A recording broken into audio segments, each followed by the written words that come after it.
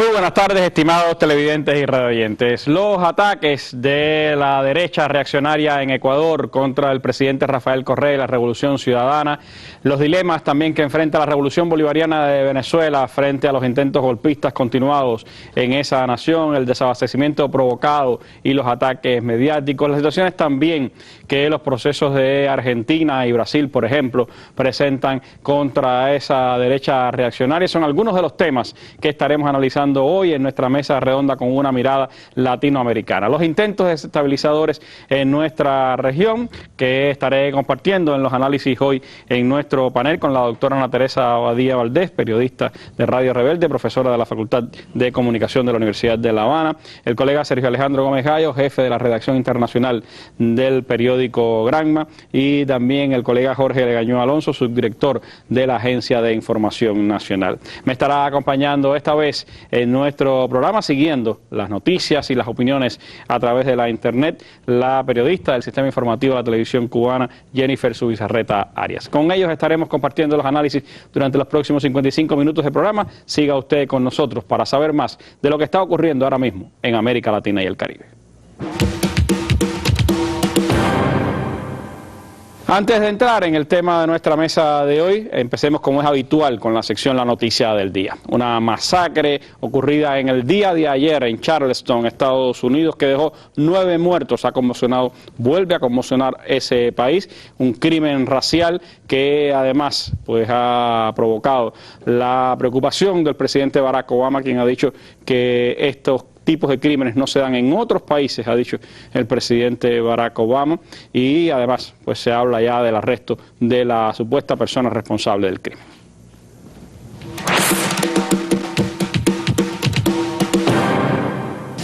Eran las 9 de la noche en la iglesia Emmanuel, muy popular entre la comunidad negra. Se reunían decenas de feligreses. De pronto, un joven irrumpió en disparos y causó la masacre. 9 muertos, todos afroamericanos, entre ellos el pastor y senador demócrata Clementa Pinckney. Las autoridades han distribuido esta fotografía del autor de los disparos y piden ayuda para encontrarlo. Se trata de un joven blanco que viste vaqueros, jersey gris y botas. Es inexplicable que alguien en la sociedad de hoy pueda entrar en una iglesia a matar, apuntaba el jefe de la policía. Queremos paz, decía este vecino de Charleston, y que no se odie por el color de la piel. La iglesia donde se ha registrado la masacre es un símbolo de la comunidad negra de Estados Unidos, ya famosa por alentar en su día las revueltas de los esclavos. La ciudad de Charleston ha vivido recientemente protestas raciales por otro caso hace 2 meses, la muerte de Walter Scott, un hombre negro desarmado al que mató a tiros un policía blanco y que ha sido acusado de asesinato. Otro de los casos que en los últimos meses han disparado la tensión racial en el país. Fue capturado el sospechoso de la masacre en una iglesia de la comunidad afrodescendiente en la ciudad estadounidense de Charleston. El hombre responde al nombre de Dylan Roof, 21 años de edad, reside en la zona de Columbia, a las afueras de la localidad del sureste de Estados Unidos. Agencias de noticias señalan que fue identificado mediante fotos mostradas por la policía al tío del sospechoso.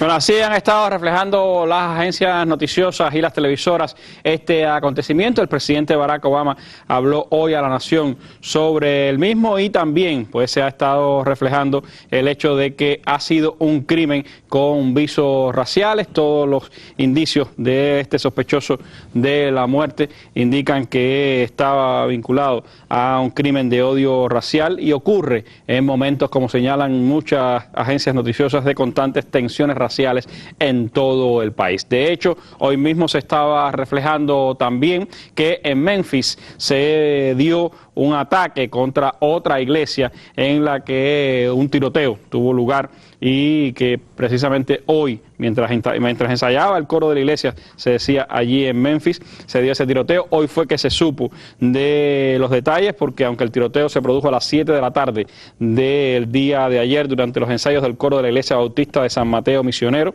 no había sido oído en el momento y solo después se dieron cuenta de los impactos de bala que había en ese lugar. Es parte de ese panorama, de esa creciente tensión racial que vive Estados Unidos, una sociedad cada vez más injusta, una injusticia profundizada con la propia crisis económica que ha vivido esa nación y que tiene sus reflejos en estos crímenes de odio que se están dando cada vez más frecuentes en los últimos meses en Estados Unidos. Nuestra noticia del día, con ella comenzamos la mesa redonda de hoy. Vamos ahora a hablar de América Latina y las tensiones, las provocaciones y los intentos de desestabilización que se están dando en varios países de la región.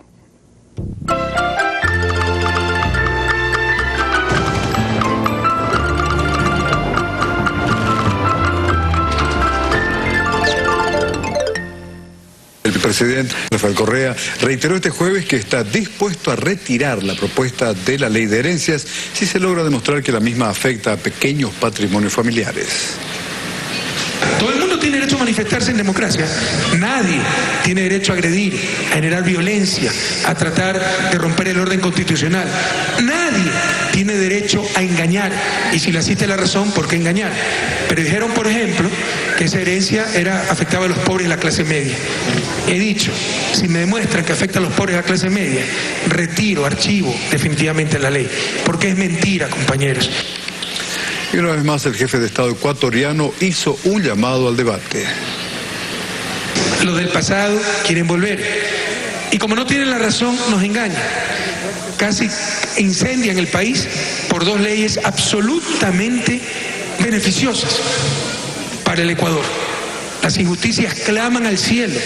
Entendamos, compañeros, todavía vivimos en uno de los continentes, en el continente más desigual del planeta. Nos decimos el más cristiano y al mismo tiempo el más desigual.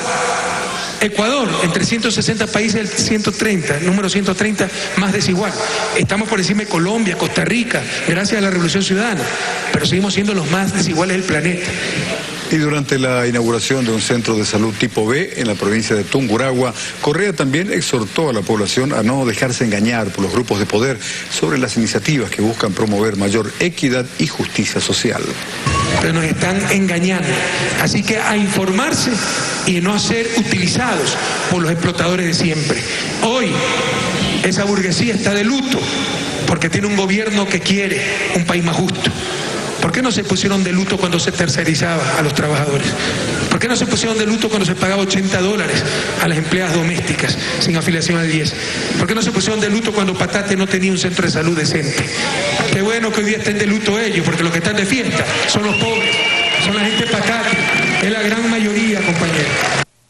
Bueno, así señalaba el presidente Rafael Correa hoy durante un acto de inauguración de obras sociales en el Ecuador. Y por eso queremos comenzar esta mesa redonda hablando precisamente de Ecuador. ¿Qué es lo que está ocurriendo, Ana Teresa, en Ecuador? ¿Por qué estos ataques de la derecha contra Rafael Correa y la Revolución Ciudadana? ¿Qué objetivos hay detrás de las protestas que se han dado en los últimos días en ese país? Muy buenas noches para ti, Randy, y también para la audiencia. Yo creo que hay que marcar un nuevo momento a partir de que el presidente Rafael Correa anunciara durante los últimos días que retiraba temporalmente las leyes de herencia y la de plusvalía. Como bien él dijo en ese momento, si las protestas continuaban en el país, pues no iban directamente contra esas normativas, sino que había algo más detrás. Y es lo que estamos viviendo durante los últimos días. Sería oportuno recordar que, por ejemplo, la ley de herencia solo afectaría al 2% de la población ecuatoriana. Entonces es muy poco... Los ricos de esa... Exacto. Y que acumulan más del 80% de la riqueza del país. Es muy poco creíble que grandes sectores de la población vayan a las calles a protestar en contra de semejante normativa, que hay que tener en cuenta además que lo que busca es la redistribución de la riqueza, algo por lo cual se ha empeñado el presidente Rafael Correa y que no tiene fines distributivos. Aquí yo tengo unos datos que pueden dar, que se han hecho públicos durante las últimas horas, que pueden dar idea de la justeza que tenía sobre todo la ley de herencia. Para que se tenga una idea, En estos momentos en Ecuador, 265 personas acumulan 30.000 millones de dólares. Las riquezas de esas personas representa, por cierto, el 35% del Producto Interno Bruto del país.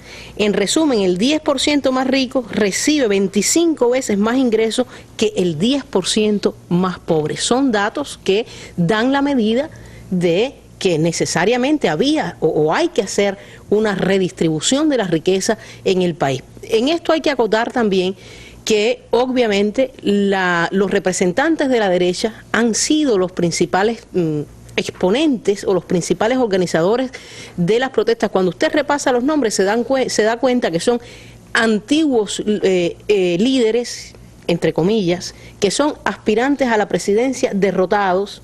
O sea, es la misma derecha de siempre, ahora aspirando... Pero que son de los más acaudalados empresarios ecuatorianos, ¿no? Y aspirando a una supuesta transición democrática. De hecho, durante este día se han producido también protestas vinculando ahora un elemento nuevo. Ha aparecido un dirigente indígena, han aparecido representantes del movimiento indígena en Ecuador, que sabemos ha sido en ocasiones manipulado para supuestamente dar una cara social a las protestas que se han efectuado en el país, y ya alguien como el alcalde de Guayaquil, Jaime Nebot, el nombre suena muchísimo porque sin duda uno ha sido aspirante a la presidencia del país, uno de los más acaudalados también del país, ha llamado a protestas para el 25 de junio en Guayaquil.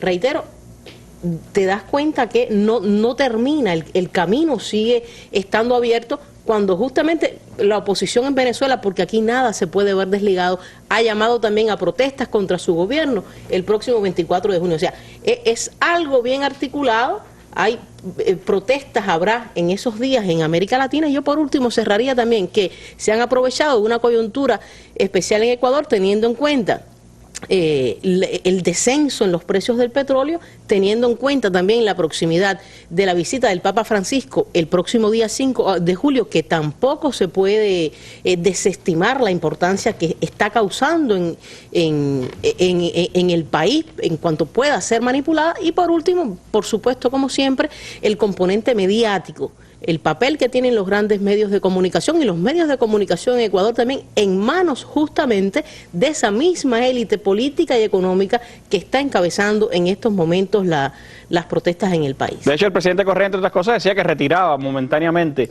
estas dos propuestas de ley para no soliviantar este tipo de protestas de cara a la visita del Papa Francisco. Exacto. Y ahora, al menos en las protestas de ayer y las de hoy, se está diciendo que lo que se está exigiendo es que se archiven definitivamente los proyectos. O sea, está sin dudas a las claras la intención de continuar las protestas en el país. Están buscando una derrota política del presidente Rafael Correa, el hombre que parece pues invencible frente a toda esta posición dividida allí en Ecuador, y que todavía las encuestas hoy estaban diciendo que si se presenta a una reelección ganaría ampliamente las elecciones en Ecuador. Pero hay elementos interesantes que han salido en las últimas horas. Recordaba un artículo de la prensa digital a propósito de las propuestas que hacía Correa, que el libro de no ficción más vendido el año pasado, más publicitado el año pasado en Estados Unidos y reconocido así por el diario The New York Times, es El Capital en el siglo XXI, un libro del economista neoliberal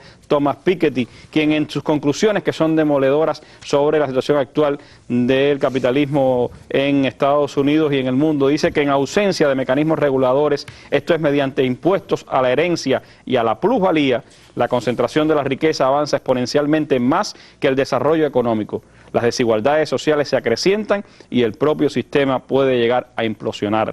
Los impuestos a las grandes fortunas, sugiere Thomas Piketty, sería un elemental mecanismo corrector de naturaleza reformista, dice Piketty. Pero él mismo reconoce que no es posible en el actual estado de cosas del capitalismo no poner pues impuestos a la herencia y a la plusvalía para evitar la superconcentración de la riqueza y el crecimiento de las desigualdades dentro del capitalismo. Eso es parte de las esencias, Sergito, que tiene estas medidas del presidente Correa, pero evidentemente hay factores contrarios fuertes que tienen cierta presencia y que están buscando pues deslegitimar todo lo que ha hecho el presidente Rafael Correa. ¿Cómo tú valoras la situación y crees posible que ante el retiro temporal puedan de todas formas ir hacia adelante estas propuestas de Correa?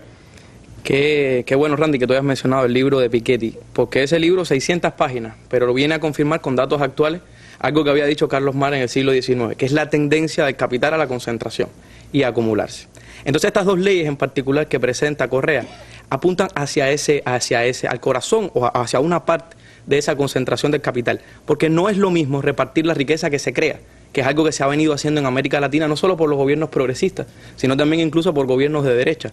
Hay un ciclo económico positivo para América Latina, con altos precios de los commodities, es decir, de las materias primas, principalmente el petróleo, y hay más riqueza para repartir. Pero el continente es desigual, y la riqueza que hay que empezar a repartir también es la riqueza que ya está acumulada.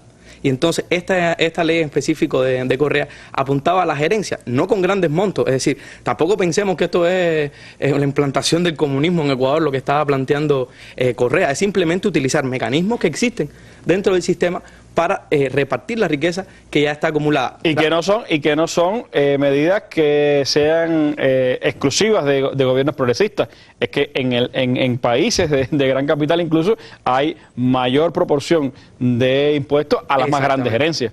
Porque el problema es que ninguna sociedad medianamente efectiva que funcione se puede permitir los niveles de desigualdades que hay en América Latina. Cualquier país capitalista desarrollado implotaría totalmente con los niveles de desigualdad que existen en América Latina y que Correa reconoce cuando dice que esta es la región más desigual del mundo. Alguien podría pensar que la retirada de Correa de estos dos proyectos de ley es como el reconocimiento de su derrota en el escenario político ecuatoriano actual. Pero me parece que es una jugada estratégica, porque él está recogiendo fuerzas y llamando a lo que verdaderamente importa. Esos son solo dos leyes o dos proyectos de ley. Está llamando al debate. Además, y está llamando un debate nacional sobre el tipo de sociedad que quieren los ecuatorianos.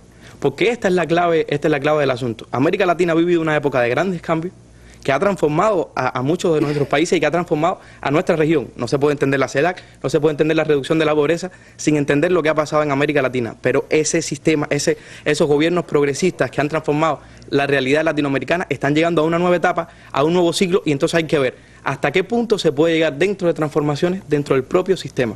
Recordemos que todos los gobiernos, y es común para Venezuela, Ecuador, Bolivia, son transformaciones dentro del propio sistema que heredaron del neoliberalismo. El ciclo está cambiando, hay un costo político de gobernar. Ya los jóvenes que hoy tienen una conciencia política y una actividad política que hoy son jóvenes no conocieron el neoliberalismo, y Correa les decía no olvidar, jóvenes, no olvidar qué pasó en este país cuando un gobierno, ningún mandatario lograba terminar, cuando el país implotó totalmente y fueron los inmigrantes los que salvaron a ese país. Entonces, lo que está a debate con esa recapitulación es el modelo de país que quieren los ecuatorianos. Si el Estado puede intervenir en esa redistribución de la riqueza para hacer una sociedad más justa o no puede, hay que dejárselo todo a las fuerzas ciegas del mercado. Y la otra gran pregunta que le apuntaban ustedes al principio es, a nadie le cabe duda de por qué Guillermo Lasso o Jaime Nebot están protestando por la ley de herencia, porque son multimillonarios. Son de ese 2% que se va a sentir afectado. Pero cualquiera podría preguntarse, ¿qué hace esa cantidad de personas en las calles protestando por leyes que no los afectan directamente? Y la clave está, en primer lugar, en el tiempo que ha pasado. Pero el tiempo que ha pasado, te decía, el desgaste político. Y lo segundo es los medios de comunicación.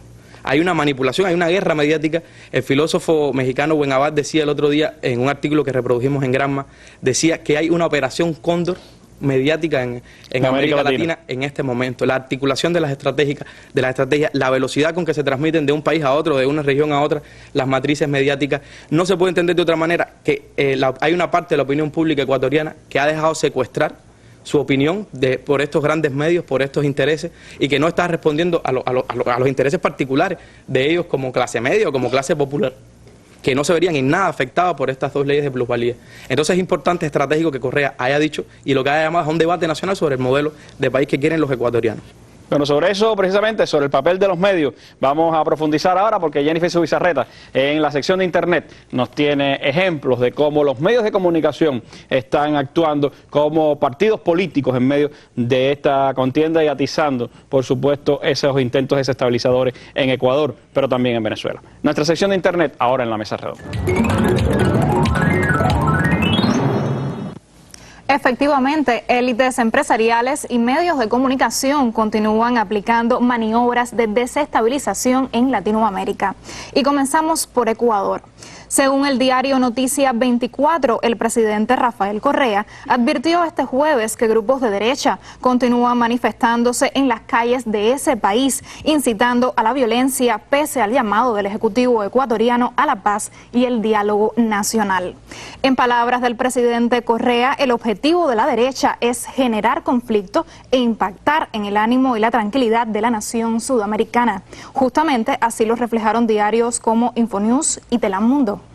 A través de su cuenta en Twitter, @MachiRafael, el mandatario ecuatoriano expresó: tendremos que aguantarlo hasta el 2017, cuando los volveremos a derrotar, y se refiere a los grupos de oposición en las elecciones presidenciales. Quieren retroceder el país 10 años, que nadie se canse. Y por supuesto recordamos que desde la semana pasada la derecha ecuatoriana emprende acciones violentas contra el gobierno de la Revolución Ciudadana. Como pretexto utilizan los proyectos de reforma de la Ley de Herencias y de Plusvalía, dos propuestas que tienen el objetivo de profundizar en la redistribución de la riqueza en Ecuador. Y pasamos ahora a Venezuela, donde el presidente del Parlamento, Diosdado Cabello, denunció que la oposición de su país se enfoca en sabotear las elecciones primarias del Partido Socialista Unido de Venezuela, valiéndose para ello de métodos que propician situaciones de violencia. Las palabras de Cabello, divulgadas anoche en su programa televisivo Con el Mazo Dando, ocuparon espacios en las portadas de agencia de prensa y diarios digitales. Medios como Aporrea, Noticia al Día y Entorno Inteligente resaltan fragmentos de las denuncias del presidente del Parlamento venezolano, quien asegura que la extrema derecha en esa nación intentará activar un plan denominado Golpe Suave, que esencialmente incluye acciones en las calles durante los días 21 y 27, con el propósito de sabotear los comicios internos del Partido Socialista. En todos los casos, la oposición busca fabricar una imagen de caos en el país y, por supuesto, allí intervienen las grandes medios de comunicación. Estos medios no pretenden poner en evidencia a la extrema derecha y a sus verdaderos intereses políticos, sino transmitir una imagen de desencanto, de desilusión hacia el gobierno y la revolución bolivariana. En otras palabras, persiguen crear matrices de opinión favorables a los grupos opositores. Y aquí tenemos algunos ejemplos. El diario Hipertextual estimula el desaliento con frases como esta: no puedes estar seguro de que habrá electricidad, de que habrá agua, de que encontrarás lo que necesitas para poner en marcha cualquier cosa. En tanto, medios como el Diario Financiero hablan de un supuesto descenso en los índices de popularidad del presidente Maduro. Por último, El País de España divulga títulos como Venezuela, un país en proceso de destrucción. No obstante, numerosos diarios dentro y fuera de Venezuela reconocen la existencia de esta campaña de la derecha que busca generar ansiedad y tensiones en la población. Venezolana de Televisión reprodujo recientemente las palabras de Diosdado Cabello cuando asegura que el ADN de un revolucionario es chavista y agrega: el pueblo está consciente no solo de su rol histórico, sino también de su responsabilidad ante la patria. Chávez sigue siendo el corazón de esta nación y la derecha no puede ni podrá contra eso. Siguiendo esta línea, la Agencia Venezolana de Noticias dedica un espacio a exponer las cualidades y las garantías del sistema electoral en ese país. Y con esta información cerramos la prensa digital. Randy, regresamos contigo. Gracias, Jennifer.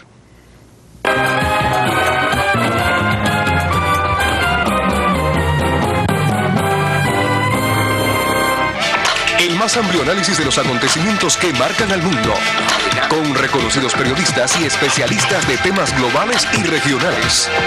Los temas internacionales en la mesa redonda. Nuestras armas son las ideas. Bueno, Venezuela, como decía Jennifer, también es parte de esta, podríamos decir, ataque coordinado contra los procesos progresistas en la región. Los medios de comunicación como un ente importante, pero por supuesto también todas las fuerzas de la reacción conjuradas contra estos procesos. En las últimas horas, Venezuela ha vuelto a hacer noticias. Ha sido capturado un criminal, autor de uno de los asesinatos durante las guarimbas, y ha, por supuesto, vuelto a generar un debate sobre el papel que juegan las diversas fuerzas políticas en este momento en Venezuela. Veamos estas imágenes y después conversemos con nuestros panelistas. Johnny Bolívar, presunto autor del asesinato de la periodista Adriana Urquiola, llegó a Caracas, procedente del estado Táchira, para ser procesado tras su extradición de Colombia, donde permanecía prófugo de la ley. Bolívar es el tercer sospechoso del crimen que cercenó la vida de la joven venezolana el 23 de marzo de 2014, una de las 43 víctimas de las denominadas guarimbas promovidas por grupos de la extrema derecha fascista. El ministro venezolano para Relaciones Interiores, Justicia y Paz, Gustavo González López, informó que las autoridades competentes continuarán con las investigaciones necesarias para aclarar este suceso. Hoy tenemos evidencias que vinculan al señor Bolívar Jiménez como parte de una estructura que se dedicó a generar las guarimbas golpistas del año 2014. El compromiso del Gobierno Nacional, del Ministerio del Poder Popular para Relaciones Interiores, Justicia y Paz, y todo el equipo humano que trabaja no solo para que se cumpla el Estado de Derecho en caso de la comisión de un delito, sino también en la planificación de políticas que incidan entre los nuevos modos de delinquir grupal.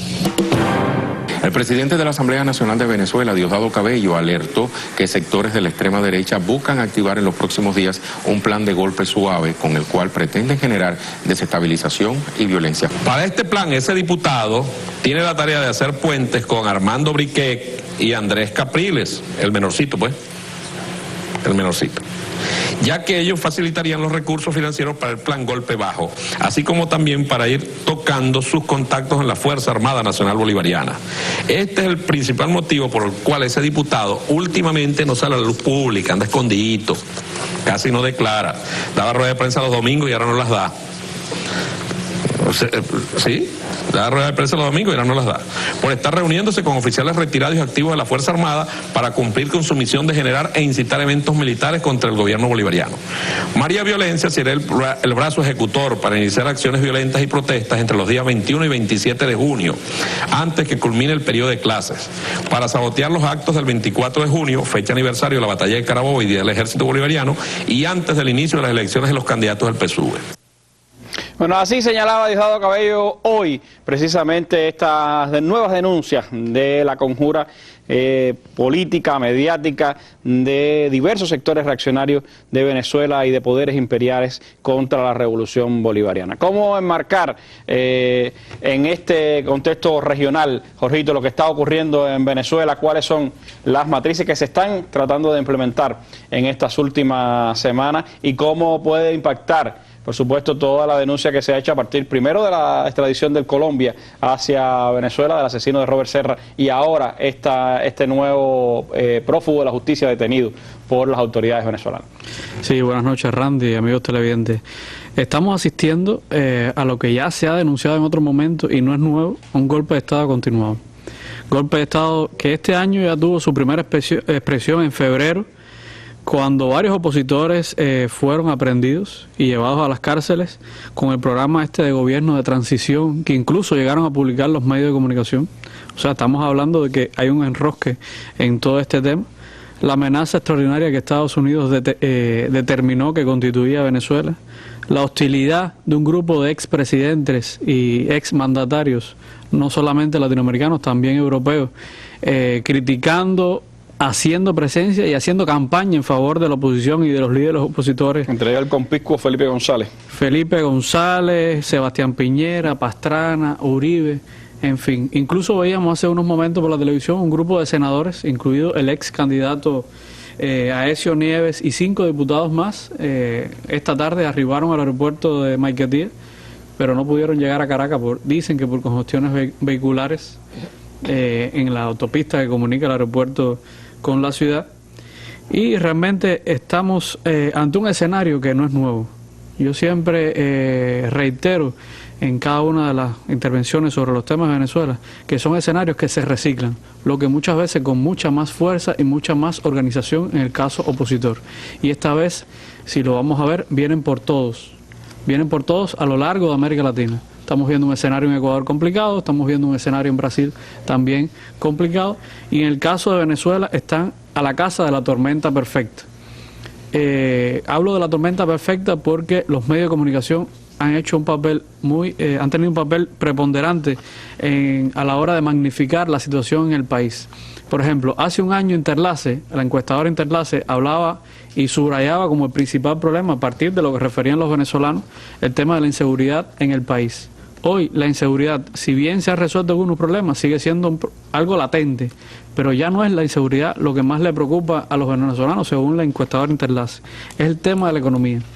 El tema de la economía y la guerra económica, que desde que Maduro llegó al poder en el año 2013, en abril de 2013, ha estado una y otra vez siendo golpeada, incluso golpeada por las bajas del petróleo este año al que se hacía referencia. 64% de los venezolanos hoy consideran que el tema económico es fundamental.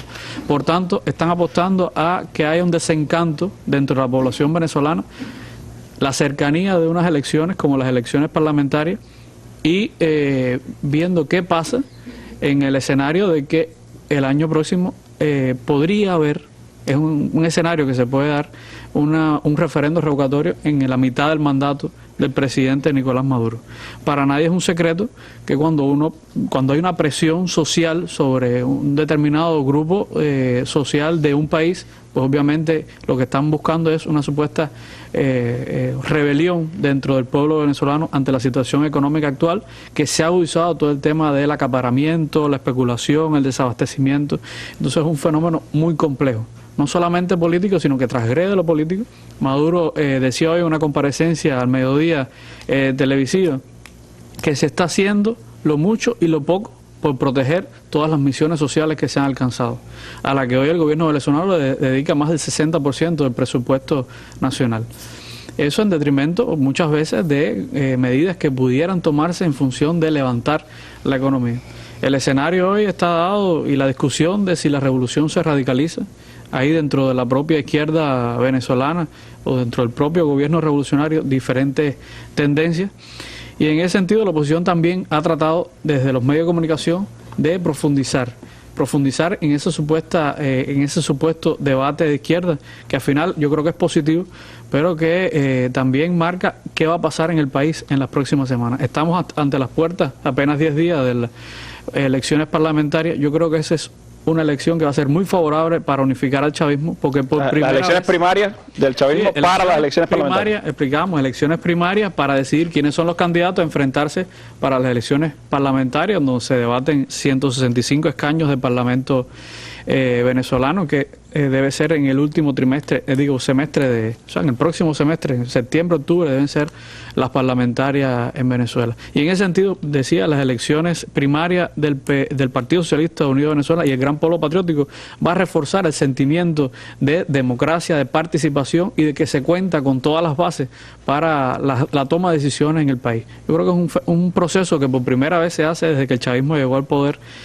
Ha habido otros métodos de escogencia de candidatos hasta ahora, y eso es una fortaleza ante una oposición que solo fue en un pequeño grupo, no llegó al 20%, el 30% de los circuitos electorales donde eligieron a los candidatos por elecciones primarias. Sí, se habla de que persiste la división en muchas áreas dentro de esa oposición, pero evidentemente el tema político, el tema electoral está dentro de los que se intentan manipular y utilizar. Si el tema alimentario, por supuesto, en un país donde la empresa privada tiene buena parte de los mecanismos de distribución y de venta de toda la alimentación, están utilizando el mismo método que ya utilizaron contra Allende, es decir, tratar de cortar esas vías de abastecimiento y tratar de estrangular al proceso revolucionario en cómo abastecer a la población y por supuesto crear esa insatisfacción. Pero también se trata de crear incertidumbre en el campo político. Ana Teresa, ha habido muchos intentos de denostar al gobierno, de que no se quiere convocar elecciones, que hay miedo a convocar a las elecciones parlamentarias. Sin embargo, ayer hubo una declaración de UNASUR ratificando que estarán presentes este año como observadores en las elecciones ya previstas en Venezuela. Precisamente esa es la más reciente matriz de opinión que se está tratando de formar por parte de la derecha con relación a Venezuela. Obviamente una oposición desarticulada, pero que recibe los influjos de una derecha internacional, los reflujos y el financiamiento también, los influjos, quiero decir, y el financiamiento también en este caso. Lo que denunciaba el presidente del Parlamento venezolano, Diosdado Cabello, en este contexto no se puede obviar ni dejar de concederle la importancia que merece. Estamos hablando de la continuidad de ese plan de golpe suave, pero de la incitación a la violencia en los próximos días 21 y 27 de junio en ciudades, aquí está la lista de algunas de las ciudades: Valencia, San Cristóbal, Maracay, Mérida, Puerto La Cruz, Los Teques y Caracas, con un componente interesante, y es la incorporación de líderes estudiantiles otra vez, de universidades, de los liceos como instalaciones. Reciclando esta estrategia de las manitos blancas y de las revoluciones de colores. Patrones repetidos otra vez más. Y con muchísima atención mirar también el próximo 24, fecha en que se conmemora la gran victoria de Carabobo, que se han convocado a manifestaciones violentas. Esto desestabiliza también obviamente al país en medio de una difícil situación económica, como todos sabemos, pues justificada por la guerra de las élites económicas, no solo venezolanas, sino también internacional, por las bajas en los precios del petróleo, obviamente, por las caídas en las reservas de liquidez en el país, por el aumento de la inflación, que hoy el BCB, por ejemplo, la situaba en un 60%, mientras que otras fuentes como el Fondo Monetario Internacional, no me gusta mucho a veces utilizar la fuente del Fondo Monetario, pero sí considero preciso a veces darlas para que obviamente la audiencia pueda sacar conclusiones, la están situando en un 90%, o sea, debemos considerar una inflación que se mueve entre esos índices. Y yo por último... Ahora, ante la escasez provocada también crecen los precios. Exacto. Esas son consecuencias evidentes. Obviamente. Y por último, yo insisto siempre en no observar nada como desarticulado del resto de lo que ocurre en América Latina. Hay un video, por ejemplo, que se está intentando hacer viral en las redes sociales durante los últimos días, que presenta a, no sé si lo has visto, a dos venezolanos dirigiéndose a ecuatorianos que viajan en un ómnibus e incitándolos a que se levanten en contra del gobierno. Eso tampoco es casual, o sea, se está tratando de crear también una especie de similitud entre la situación en Venezuela y lo que pueda estar pasando también en Ecuador. Y estamos hablando sin duda que para esa derecha reaccionaria latinoamericana y sus mentores en el norte, Venezuela es un objetivo fundamental, porque ha sido sostén y es importante pieza clave de la integración en la región y de los procesos progresistas. Pero Rafael Correa representa en este momento pues una de las piezas a liquidar por su papel en ese proceso integrador, porque es en este momento el presidente pro tempore de CELAC, por lo que ha hecho en la Revolución Ciudadana de Ecuador y porque tiene un liderazgo y una voz importante, no solo en América Latina, sino incluso ya a nivel internacional. Pero es que también, obviamente, es en contra de esos mecanismos de integración, la guerra o la arremetida de la derecha internacional, es en contra de la CELAC, es en contra de UNASUR, que recordemos, nació también como una respuesta de América Latina a la dictadura, a las décadas de dictadura. Es también el ataque a esos entes de integración que son respuesta o la salida a las prácticas neoliberales que estuvieron afectando a América Latina en los 90. O sea, que todo esto merece una mirada holística de todas las aristas que tiene en estos momentos y de cuántos peligros y de cuántas cosas están en estos momentos pues pendientes de lo que pueda estar aconteciendo. Y reitero, nunca se puede mirar lo que está pasando en estos momentos ni en Venezuela, ni en Ecuador, ni en Brasil, ni en Argentina, ni en Bolivia. O sea, en cuanto a la guerra de la derecha contra esos gobiernos, no se puede mirar en estos momentos obviamente de manera aislada, porque además va a repercutir en toda esta región y en sus mecanismos integradores que ha logrado, pues diría yo, sacar adelante. Y en el caso de Venezuela fundamentalmente es una batalla de múltiples frentes, pues es la batalla económica, la batalla política, la batalla social, es decir, está en todos los frentes, los ataques vienen desde todos los flancos y en el ámbito mediático donde ya es consustancial a toda esa estrategia de la derecha el utilizar los medios de comunicación. Los medios de comunicación y a través de los redes sociales de comunicación, la guerra psicológica.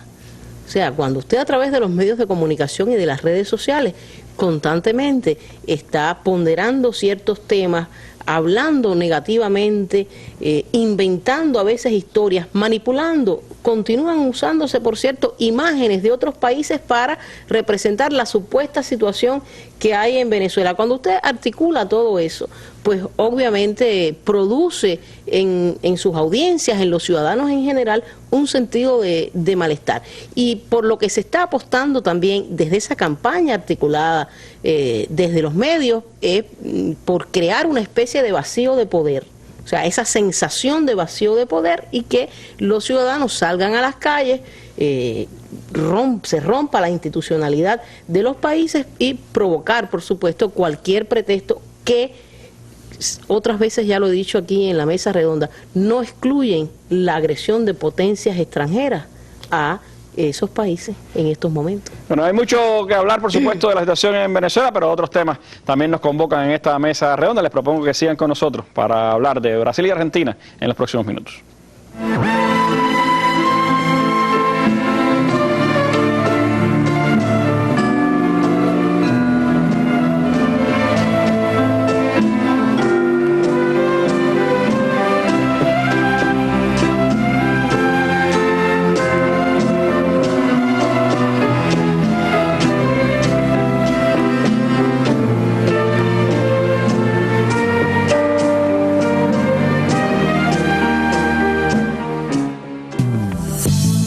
Este viernes a las 7 pasado meridiano, la burocracia sobre la mesa. Una consecuencia indeseada del control, una fatalidad cubana o un mal endémico del socialismo. Periodistas y académicos tratarán de encontrar respuestas poniendo la burocracia sobre la mesa este viernes a las 7 pasado meridiano por Cuba Visión Internacional y Radio Habana Cuba. Acompáñenos.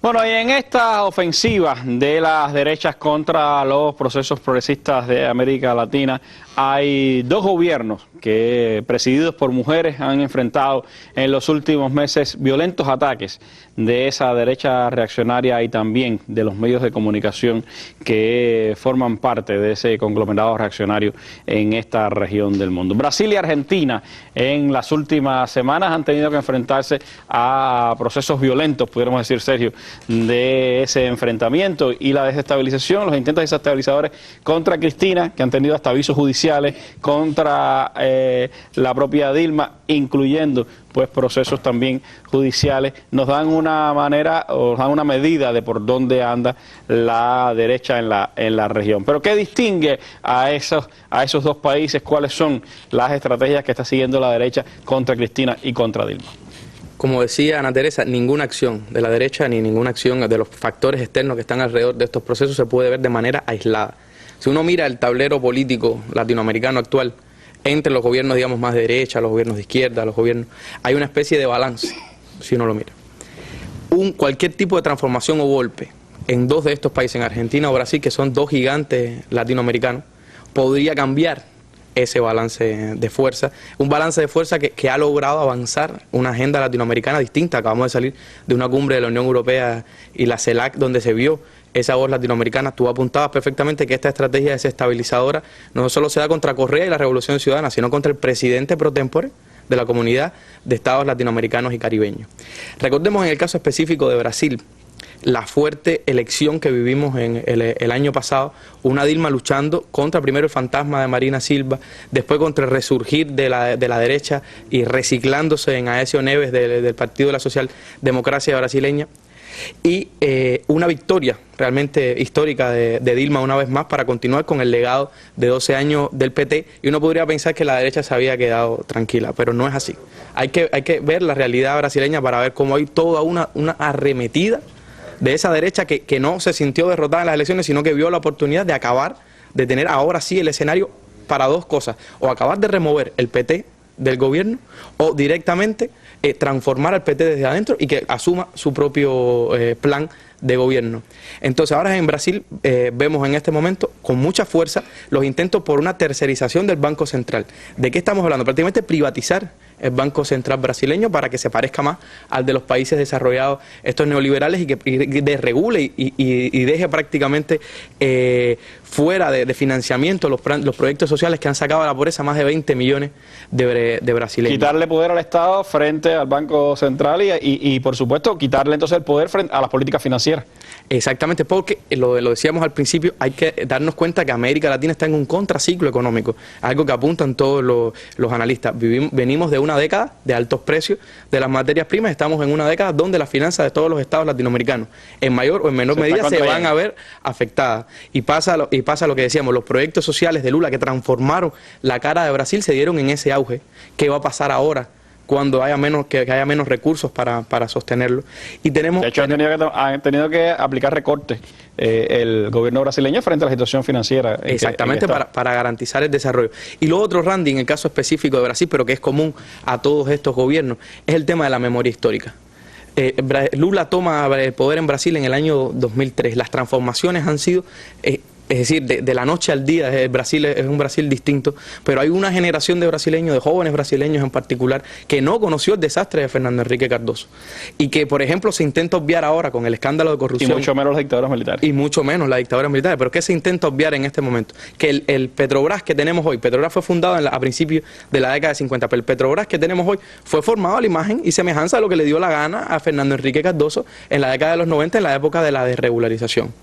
Entonces, hay veces que, por supuesto, el gobierno de Dilma, el PT en sentido general, asume los costos políticos de los escándalos de corrupción. Y hay que decir una cosa, a la izquierda, y esto es general para todos los gobiernos, le cuesta más los escándalos de corrupción que a la derecha, porque es que su propia legitimidad, su propio discurso se basa en no cometer esos errores, y es mucho más fuerte y tiene mucho más peso y más valor simbólico cuando a la derecha, a la izquierda, lo golpean este tipo de escándalos. Y por ahí han estado encaminando varios de los ataques contra el gobierno de Dilma. El tema de la corrupción lo han tratado de utilizar contra el PT y contra el gobierno de Dilma. Recordar que Dilma fue también la ministra que atendió fue presidenta de Petrobras, fue la ministra que atendió. Han llegado a hablar hasta incluso de esa área y han tratado, por supuesto, de utilizar eso. Ahora, hay también pudiéramos decir, dos escenarios políticos que me parece importante en el caso de Brasil, serio. Uno es el hecho de que ya están previendo ante la casi clara propuesta de que Lula sea el candidato para el 2018 nuevamente a la presidencia de Brasil. Ya están hablando de llevar al Congreso una ley para prohibir la reelección en Brasil. Y por el otro lado está el reciente Congreso del Partido de los Trabajadores, que ha discutido a fondo todas estas situaciones y ha hablado de la creación de un frente amplio que sume a otras fuerzas políticas en Brasil frente a estos ataques de la derecha. Lula decía recientemente en unas declaraciones que parece que hay unas oligarquías en Brasil que tienen miedo que él regrese al ruedo político. Lula es la figura de mayor, es decir, aceptación, de mayor imagen, la imagen más positiva de futuro reciente, y sin duda es un líder político importante en Brasil y al que le tienen miedo realmente. ¿Y por qué es ese miedo? Porque es que estamos en un momento de definición. Estamos en un momento donde Brasil va a tener que decidir un camino, y hay un balance de fuerza. Aquí en esta mesa redonda siempre hemos explicado que el PT no es el único que está en el gobierno. El PT llega al gobierno en una serie de alianzas con otros partidos que no comparten por entero su programa. Y por ejemplo, para demostrar que cuánto a veces le cuesta al PT pasar, todavía está archivado en el Congreso la ley de medios que necesita Brasil para democratizar su espacio radioeléctrico. Donde los medios tienen una fuerza donde tremenda. O Globo es más partido político que cualquiera de los partidos políticos. Y alguien puede creer que al PT no le conviene, no necesita, o el país no necesita un cambio en esa ley de medios, pero ahí está archivada. La reforma política cuesta avanzar, hacer las transformaciones radicales de Brasil, porque tiene que encontrar un balance de fuerza, y son cambios, como decíamos, dentro del sistema. ¿Cuál es el temor? que Lula regrese y que le dé el impulso necesario, sobre todo para encontrar también la unidad dentro del Partido de los Trabajadores y definir una política común para estos retos que se vienen en el contraciclo que está viviendo Brasil. Cuando hablamos de Argentina, para hacer un salto, si Brasil está todavía en un periodo casi de inicio del gobierno de Dilma, Argentina está todo lo contrario, está terminando el gobierno de Cristina y vienen unas elecciones presidenciales que van a ser importantísimas en ese país. Unas elecciones que por primera vez desde 2003 no se presenta nadie con el apellido Kirchner. Y eso es importante y define también lo que se está viviendo. Pasa lo mismo. Argentina sale de un crack financiero total, de desestabilización. Néstor Kirchner asume el poder en el 2003, salva el país, paga una parte de la deuda, renegocia esos fondos, esa deuda que tenía el país, y que una pequeña parte no renegoció en el 2005, en el 2010 el canje de la deuda, y que se convirtió en esos fondos buitres con los que se ha atacado a Argentina, que ha sufrido embates durante los últimos años de todo tipo para debilitar la imagen política de Cristina, amparados también por como todos hemos visto en esta gran pelea de Cristina contra los fondos buitres, por un juez, Tomás Griesa, en Nueva York, definiendo realmente el futuro político y social de un país, sentado en un buró con el mazo en Nueva York, definiendo el destino de un país. Ese es el sistema, y ese es el capitalismo. El capitalismo es ese sistema donde un juez en Nueva York con un mazo puede cambiar la realidad política de millones de argentinos. Vamos a estas elecciones, ya se empieza a perfilar. Ahora Argentina tiene un sistema donde tiene unas primarias obligatorias que cada partido tiene que ir, y aunque todavía no está del todo definido quiénes son los candidatos a estas elecciones, ya más o menos hay una claridad. Daniel Scioli, lo recordarán, esta persona estuvo junto a Néstor Kirchner al principio de las transformaciones en Argentina, era amigo personal de Néstor, ha estado cerca del kirchnerismo, pero también ha tenido su alejamiento en ciertos momentos, y hay personas que hablan de un cierto coqueteo con la derecha, pero este va a ser el candidato. Todo parece indicar que Daniel Scioli va a ser, aunque faltan las primarias, va a ser el candidato del Frente para la Victoria, que es la agrupación política que que representa ese kirchnerismo. Que este inicio de semana la noticia fue que Scioli escogió como candidato a vicepresidente a una persona muy vinculada a Cristina Fernández. Ahí hay que ver, es secretario legal de la presidencia y un kirchnerista, o sea, vinculado a ambas personalidades políticas desde el inicio, y lo ven de cierta manera como la confirmación de un balance de fuerza al interior del Frente para la Victoria, de digamos compensar un poco esa apuesta y que haya una fórmula presidencial que realmente venga a defender los últimos 12 años de transformación en Argentina. Aunque no cabe duda que va a ser distinto, quien quiera que sea va a ser distinto, pero que no se pierda lo que se ha logrado en estos 12 años, un país que también vive un contraciclo económico, un país afectado por el tema de la deuda, una deuda que, a pesar de que ha pagado más de 120.000 millones de dólares de esa deuda, todavía sigue agobiado por sus compromisos internacionales, un país que se ve afectado porque la soya baja, y entonces las finanzas son distintas, pero como vemos... Para Estados Unidos le buscaría por todos los medios no tener que escuchar a otra Cristina Fernández de Kirchner en un evento internacional como tuvo que escucharlo en la Cumbre de las Américas, y ahí está Mauricio Macri, el representante de la derecha a ultranza, ¿no? Esa es la propuesta republicana. Mauricio Macri estaba compitiendo un poco de cierta manera a ver quién iba a ser la fórmula con Massa, pero ha bajado en las encuestas del Frente Renovador, y todo parece indicar que Macri va a ser la figura que va a defender, que es la misma derecha que salió huyendo en el 2001 con los fondos, porque no se crea que en el corralito que dejó los fondos de la clase media argentina congelados en los bancos, que no lo podían sacar, le pasó a los multimillonarios. El 2% ese de Ecuador, que tiene la gerencia multimillonaria, igual pasó sacó su dinero antes de que los bancos cerraran, y fue la clase media la que tuvo que pagar, y fue la clase media la que tuvo retenido sus fondos. Creo que el balance, la conclusión que podríamos sacar de esto es que no es lo mismo acceder al gobierno que estar en el poder, tener el poder en las manos. Hay muchos factores alrededor de un país que determinan quién manda. Y en el tema de los medios, para mencionar unos ejemplos, ¿quién puede creer que el canal interoceánico por Nicaragua va a traer problemas para los nicaragüenses cuando es una apuesta al desarrollo de ese país? Ahí hemos visto manipulaciones mediáticas y manifestaciones supuestamente de ambientalistas del daño que va a tener. En el caso de El Salvador, en Centroamérica, por ejemplo, la Sala de lo Constitucional acaba de declarar recientemente ilegal algunos de los programas sociales de Frente Farabundo Martí para la Liberación Nacional. Ese es el escenario que nosotros estamos viendo en América Latina y lo difícil que son llevar estas transformaciones y en el momento definitorio que estamos para ese tablero político latinoamericano, cómo se reconfigura. Entonces estamos hablando, Jorge, de un contraciclo, de un intento de la derecha de revertir los procesos progresistas, no ya en un país, sino en todos los países progresistas de la región. Mira, yo te señalaría, 189 años se cumplen pasado en estos días, cercano está a la fecha, no sé si mañana o pasado mañana, no recuerdo bien, del Congreso Anfictiónico de Panamá, donde Bolívar por primera vez habló de la necesidad de la unidad de los pueblos latinoamericanos.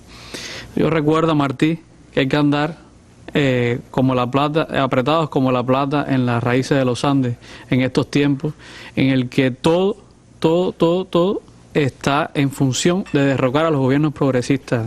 Y retomo la idea de Sergio de que es muy difícil mantenerse en el poder cuando los ataques vienen desde todos los lugares y cuando se ha defendido una transparencia, una democracia, un progreso social en la región, y hay una situación económica complicada en este momento, y sobre todo económica ligada con lo político a nivel regional. Sobre todo después que el año pasado hicieron todas las apuestas, Ana Teresa, por ganar las elecciones en Brasil, en Uruguay, en El Salvador, tratar de derrocar a los gobiernos progresistas, y no lo pudieron por la vía electoral. Ahí está la clave. No ha podido la derecha más rancia de América Latina derrotar por las urnas a estos proyectos en varios países. Entonces, ¿cuál es el camino que queda? El sendero del golpismo, el sendero de esa vuelta a la década del 60, de esa vuelta al neoliberalismo de los 90. Y esto se ha articulado, o sea, la derecha internacional, su representación regional, han tratado de sumar a la clase media que gracias a los medios de comunicación está arrastrando o tratando de arrastrar a otros sectores de la población, y se han unido así expresidentes todos fracasados en este sentido, senadores, en fin, tratando de buscar también una relevancia política en este caso. Yo creo, por último, que dependerá mucho de la resistencia de los pueblos latinoamericanos y de las comparaciones que logren hacer de cuál es el camino a seguir. Sí, ciertamente estos proyectos que representan estos gobiernos o retroceder al pasado. Y por supuesto que ofensivas requieren contraofensivas, y muchas veces empujar pues lleva a radicalizar. Habrá que ver exactamente qué es lo que pasa en cada uno de estos procesos, pero no hay duda de que estamos en una época de intentos desestabilizadores contra los procesos progresistas en América Latina. Le agradezco a Sergio, a Jorge y a Ana Teresa haberme acompañado